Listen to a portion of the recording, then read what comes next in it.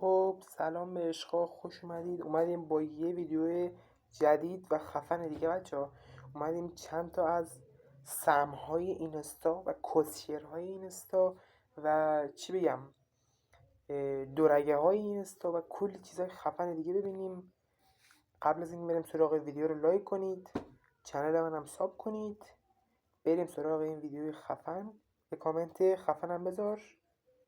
میشم سایکو توی نایتا میکنم تایچون میخوام با تو دانسا دیت بدی لانچا روی بیت میاری بهتری پانچا داری روم کراشا میشم از کرانچا ایتید بره منچا میخری برام یه تیشرت منگو میگی زندگی بی من میزنه لنگو میگی ببین رنگو شکلات داغه با پوست پلنگو یو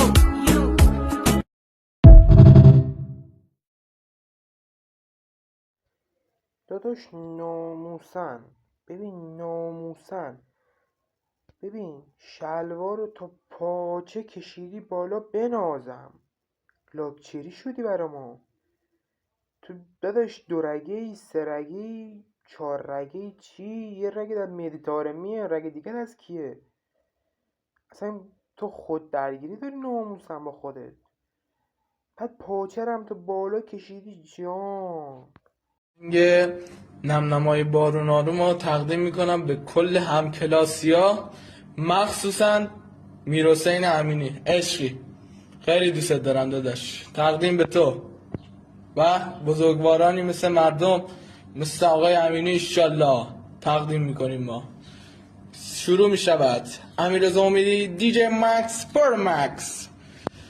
نمنمای بارون رو روی خیابونو من شاخ گل من نیومد سیبون آسمون شد آقا آسمون در اومد شاخ گل من نیومد وای هم یه گلا میدونه تو نیای بهار نمیشه آخ آرزوی قلبم بی تو لالزار نمیشه یه گلا میدونه تو نیای بهار نمیشه آخ آرزوی قلبم بی تو لالزار نمیشه.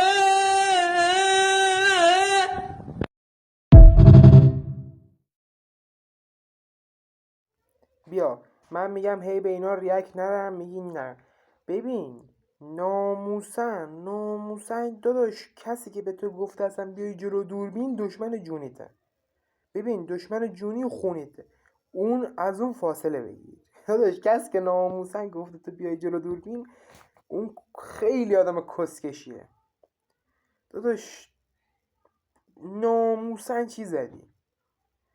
ببین قیافت که به این جقیا میخوره.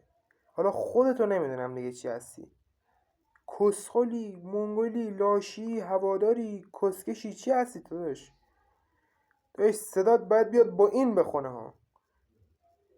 مادر میانقر عمقه عمقر عمقه دمیانقر عمقه عمقر عمقه